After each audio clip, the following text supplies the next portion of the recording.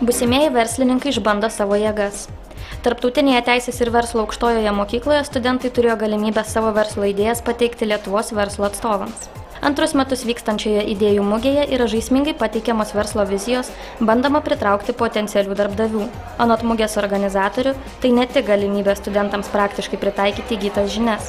Idėjų mugė didina studentų ir absolventų paklausą darbo rinkoje. Studentai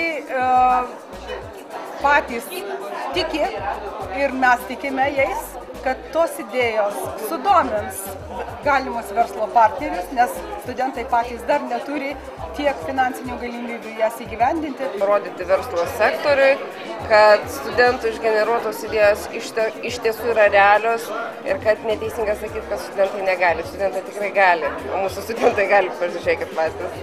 Tiesa, ne visi norintys studentai čia gali dalyvauti.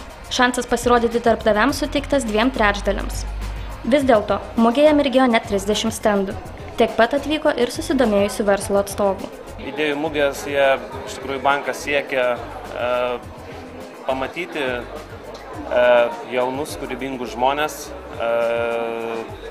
pažiūrėti, kuo jie gyvena iš tikrųjų ir be abejo ir jiems yra gera galimybė susipažinti su banko procesais ir be abejo bankas yra potenciali vieta atlikti praktiką ir mes esam pasirengę iš tikrųjų tai padėti, jiems tai padaryti iš tikrųjų. Aš jau jiem pasiūlymų atsivežiau, iš karto jie idėjų savo, aš savo, kad ateitų ir praktikas galbūt atlikinėtų mūsų įmonėse, mūsų asociacijos. Vien tik idėjos pateikimų mugė neužsibaigia.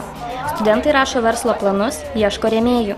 Geriausiai pasirodžiusiems verslo atstovai pasiūlo bendradarbiavimą, taip pat įteikia prizus.